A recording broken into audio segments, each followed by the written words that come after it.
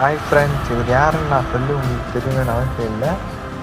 October 15, 1931 Rameswaram மாவட்டம், தமிழ்நாடு மாநிலத்தில் பிறந்த இவர் specialist in aeronautical engineering from the Madras institute of technology என்னும் கல்லூரியில் பயின்று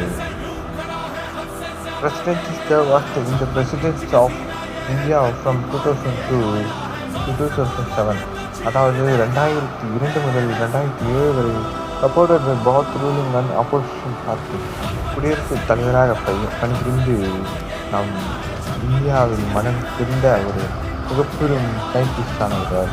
பெற்ற விருதுகள் Padma Bhushan 1981, Padma Vibhushan 1919 and Indian highest civil and honored the Bharat Ratna 1997 எனும் பட்டத்தை பெற்று நம் இந்திய குடிமகனாக இருந்து வாழ்ந்து சென்ற இவர் 13 முன்மொழியும் ஒரு சிறந்த அங்கீகரிக்கப்பட்ட ஒரு 13 வாழ்க்கையின் உச்சகட்ட வார்த்தைகளை நமக்காக எழுதியுள்ளார். அதை பற்றி பார்ப்போம். நாம் 7 விதிமுறைகளை பின்பற்றுவோம். கனவு என்பது நீ தூக்கத்தில் காண்பது அல்ல. உன்னை தூங்க விடாமல் செய்வது எதுவோ அதுவே கனவு. விடாமுயற்சி. உன் முதல் வெற்றிக்கு பிறகு ஓய்வெடுத்து விடாதே. ஏனெனில் 2வது முயற்சியில் நீ தோல்வியுற்றால் முதல் வெற்றி தற்செயலாக கிடைத்தது என்று சொல்ல பல உதடுகள் காத்திருக்கும். தன்னம்பிக்கை. நம்பிக்கை நிறைந்த ஒருவர் யார் முன்னேயும் எப்போதும் மண்டியிடுவதில்லை. கடின உழைப்பு. நீ சூரியனைப் போல பிரகாசிக்க வேண்டுமானால் முதலில் சூரியனைப் போல எரிய கற்றுக்கொள்.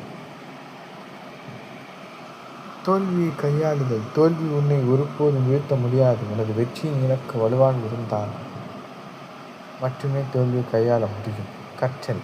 தோல்வி என்றால் கற்றலின் முதல் படி என்று பொருள். First attempt learning. எதிர்காலம். உன்னால் உன் எதிர்காலத்தை மாற்ற முடியாது, ஆனால் உன் பழக்க வழக்கங்களை மாற்ற முடியும். அந்த பழக்க வழக்கங்கள் நிச்சயம் உன் எதிர்காலத்தை மாற்றும். நீங்கள் தூங்கி எழுந்தவுடன் இந்த வார்த்தைகளை முன்மொழிந்தால் உங்கள் வெற்றியும் உங்கள் சமுதாயம் உங்கள் லட்சியம் உங்களை மேன்மேல் முதல் செய்யும். வாழ்த்துக்கள். இதை நீங்கள் தினமும் பயிற்சி செய்யுங்கள். உங்களுக்காக இவ்வளவு செய்கின்ற எனக்கு ஒரே ஒரு லைக் செய்யுங்கள்.